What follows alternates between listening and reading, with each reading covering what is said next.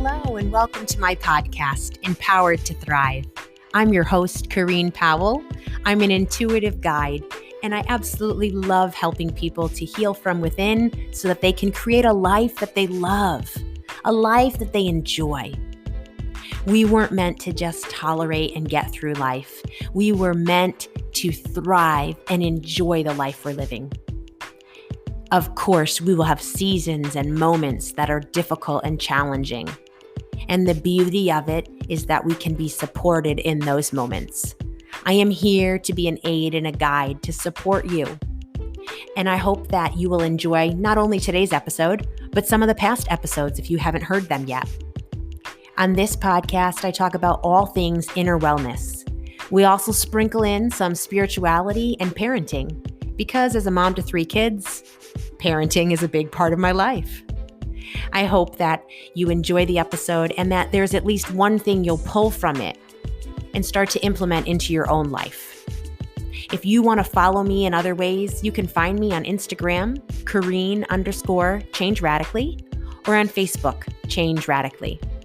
Would you do me a favor and share this podcast with your friends if you hear an episode that resonates with you? And would you also go ahead and give me a rating and review my podcast? It would mean so much to me, and I would appreciate it. I hope that you enjoy the episode and that we connect.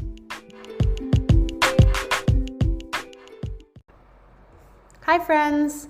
So glad to have you here with me, and my friend Michelle Beckner is also here. She is a certified nutritional coach and an ex-chemical engineer. And she came on the show today to talk to all of us about planet-friendly living and how we can help not only the current generation, but the future generations. She's going to share with you simple ways that you can make changes in your everyday life that will better you and your family and the planet. If you recognize Michelle's name, it's maybe because she was on the show back in May and June of 2021. And I'm happy to have her here again. She talked with us about mindful eating in the past, and she continues to speak on the subject of mindful living. Michelle lives in the Rocky Mountains with her 3 kids, her 2 dogs, and she enjoys endless cups of tea. And if you're curious to follow her on social media, she can be found at MLB Family Wellness. So enjoy today's episode and take it to heart. Well, hi, Corrine. It's so exciting to be here and talk to you again on your podcast. Now about new stuff. Yeah, so glad to have you back. Yeah, thank you. So I was thinking maybe I can start a little bit with how I got to where I am and what we're going to talk about today. So today I want to talk to you about just helping people, feel more connected to the earth and understanding how their decisions every day, especially what they eat every day, not only impacts them and their family and their health, but also the planet. And so kind of how I got to the point that hippie tree hugger lady that I am today. I used to be a total free child, always in the woods, going camping every summer and everything. And then things kind of started to change when I went to college. I went to school for engineering, mostly just because I always loved art and poetry and writing and all that hippy dippy stuff. But I was always good at math and science, right? I feel like there's 2 types of engineers. One who's I was always good at math and science, so I went into engineering. And the other one's I always loved learning, figuring out how things work and building things. And that wasn't me. But I just had teachers that were oh, Michelle, you should be an engineer. And I was okay. So I went to school to be a chemical engineer, got a job right out of school at one of the biggest chemical companies. And at first I thought it was super cool. My very first project, we were making one of the layers that went into solar panels. So I was this is awesome. The company I'm working for is so great. We're making solar panels. And then part of their company was they make genetically engineered seeds. It's basically Monsanto makes the Roundup and the seeds that go with that. My company was the other half, and somehow we avoided all the the bad press that Monsanto gets, but we did the same thing, like the agriculture stuff and like pesticides and herbicides. And I was like, that's just the one thing I don't really like about what my company does, but like, I know I'm doing good stuff here. So like, I'm just going to kind of stick to it. And then slowly after like almost a decade working as an engineer, I found myself making single-use plastics, like just from the way the businesses evolved and my job evolved. And so at first, when I was in the plastics business, we were making specialty plastics. So I kind of made myself feel okay about it, because I was like, this goes into spaceships, these go into cars, these go into safety gear. Like, at least the plastics that we're making are things that like keep people safe. And then we merged with another big company who was the second biggest single-use plastic maker in the world. And that's what they pushed all of our business to. So making grocery bags and water bottles and things like that. And I just had a really hard time with it. I loved my boss, and we butt heads like kind of in a friendly way, but where I was still like, this is not right. Like they would love to buy water bottles for the whole crew all the time and like make as much, like to them, it was like a joke. Like how, like, don't bring your reusable plastic or your reusable bags to the grocery store and buy as many plastic water bottles as you can. It was like a joke to them because they were making a lot of money off of it. And I could not handle it anymore.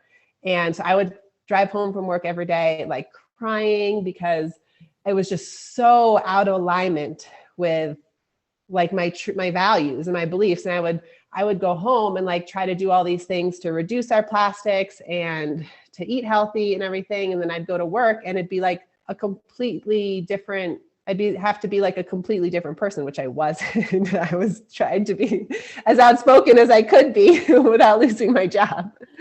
And they would blame it on like, they would, the company, and I'm not blaming like individual people, it's like, it's a whole group of people, and they don't, it's your job, right? So everyone's doing it for different reasons. I was doing it.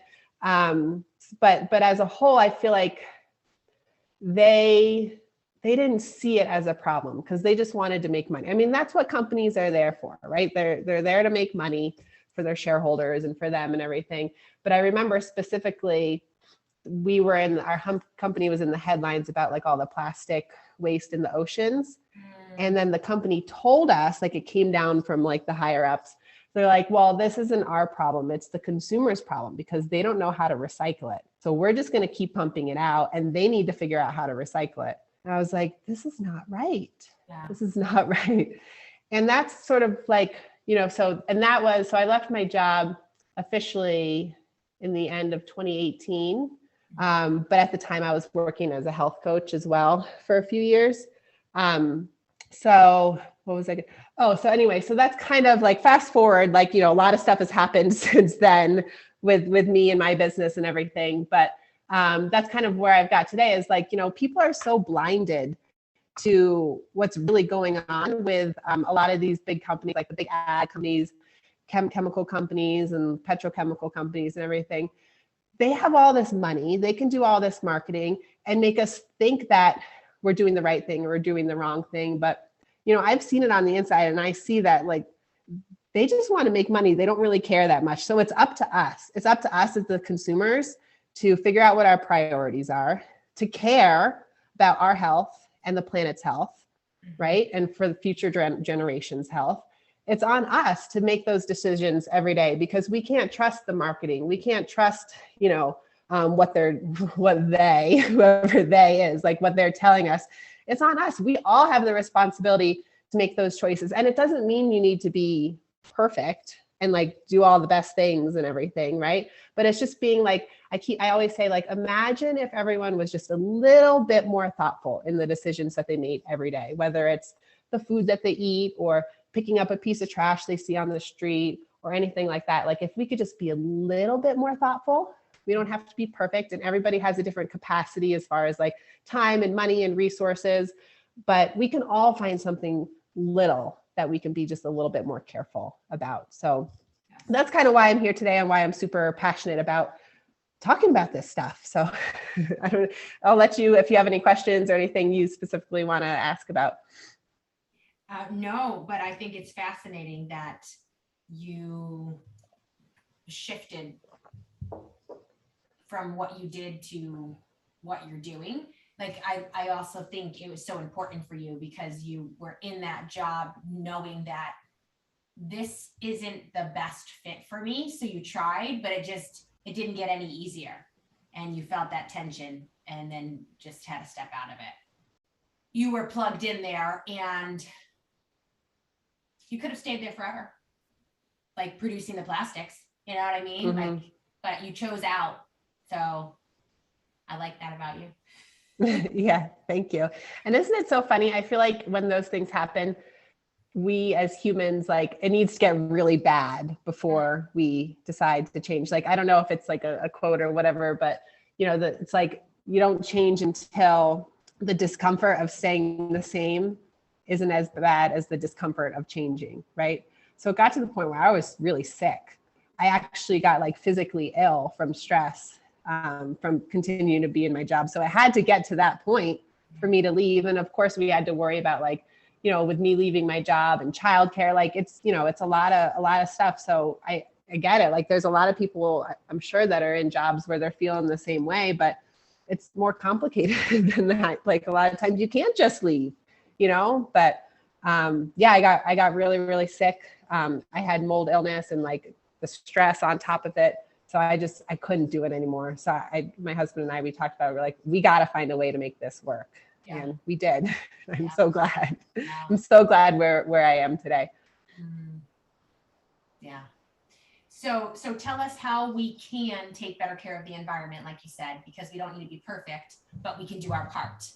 So What are some simple ways that we can do our part? Yeah. So I think the first thing to start with, so I've got 3 steps for you. Okay.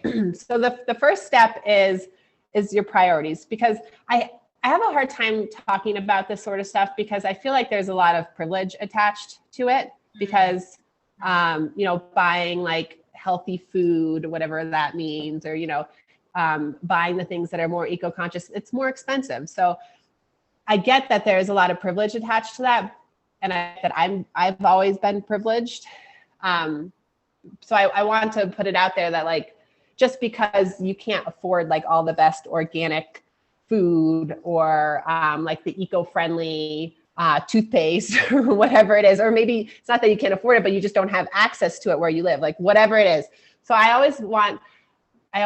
it's important to start with what are your priorities, right? So it could be like, even that you don't have access or you don't have the money or you just don't have the time. You're like, hey, I don't have the time to like cook this beautiful, well-sourced dinner for my family every night, right? So the first thing is, what are your priorities? If right now you're not in a situation where you can make this your priority, that's okay. But like, as long as you're recognizing that, right? So is your priority to put healthy food on the table? Is your priority to reduce the waste your family makes? Like, what are your priorities? And then look at how those are actually fitting in with the way you're living your life right now. And then that can kind of give you a really good place to start. Okay. So for example, for me, like one of my top priorities always, because priorities change, right? Life changes, priorities change, but always one of my top priorities is getting healthy, nourishing. I like to use the word nourishing more than healthy because it's like, what is healthy, right? But we want to nourish our bodies and nourish the planet at the same time. One of my top priorities, always getting nourishing home cooked meals on the table for my family pretty much every day, right? So a lot of my life revolves around that with time and money and things like that.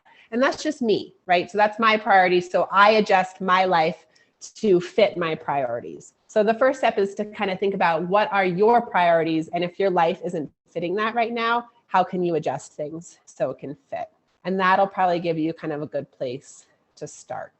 Like maybe it's just bringing a bag with you when you go on your walk around the neighborhood so you can pick up trash, right? Easy. Yes.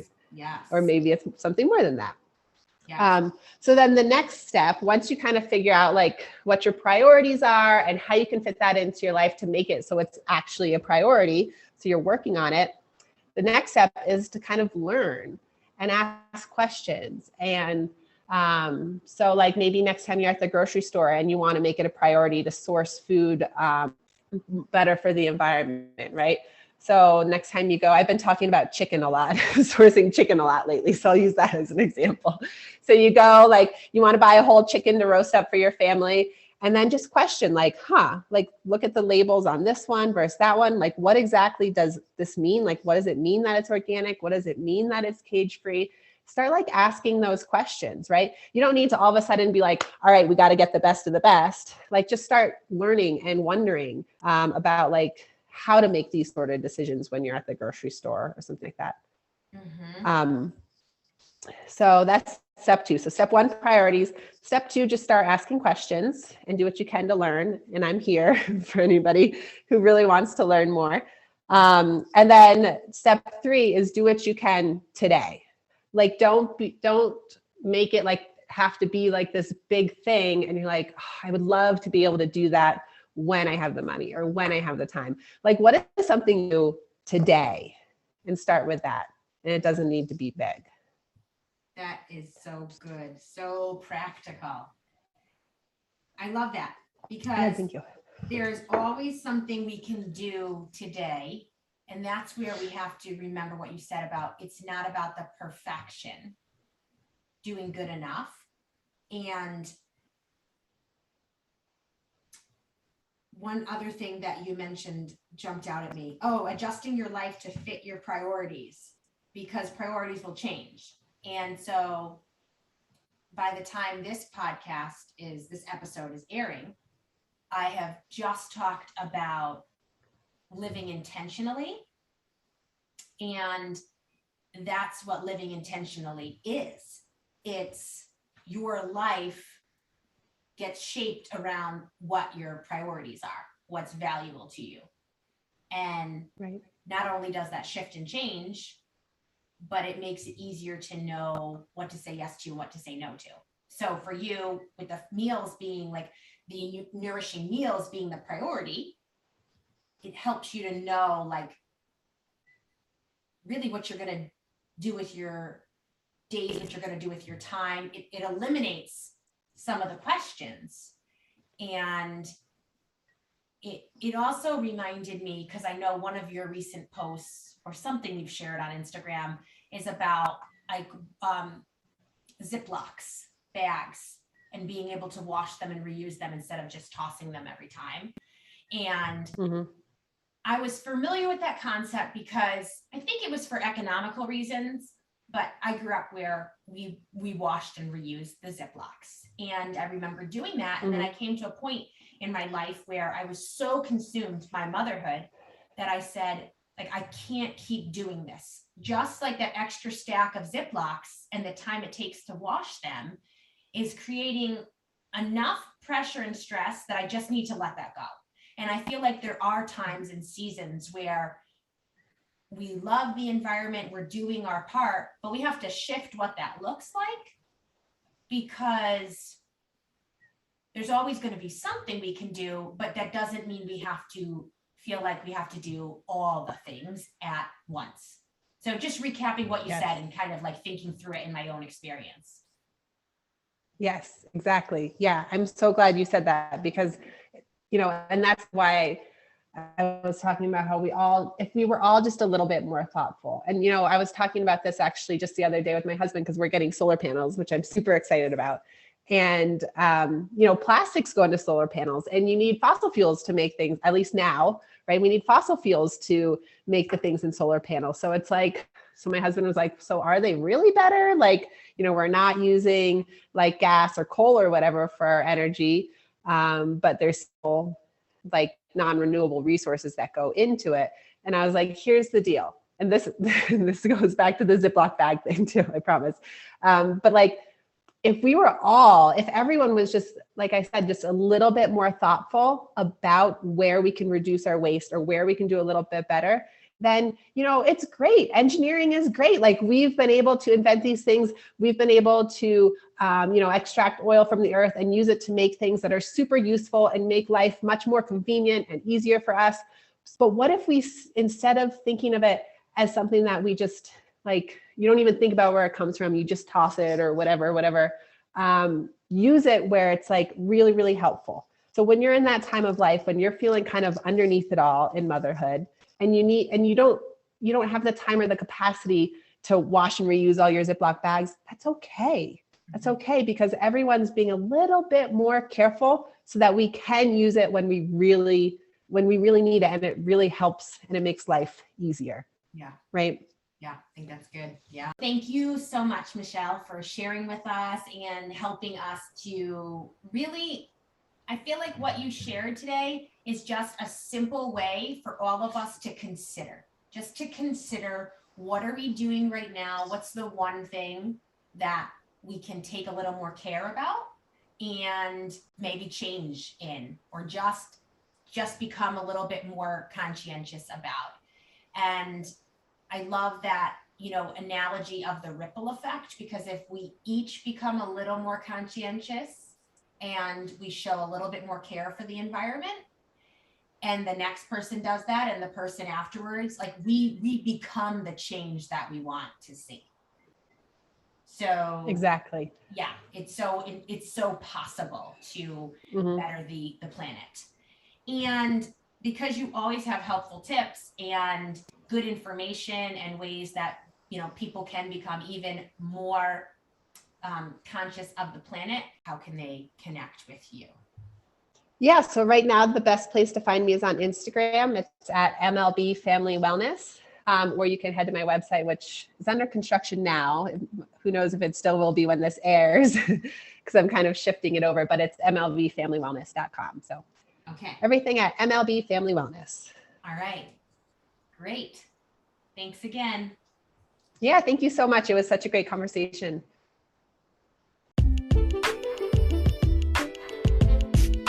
We've come to the end. What did you think about what you heard?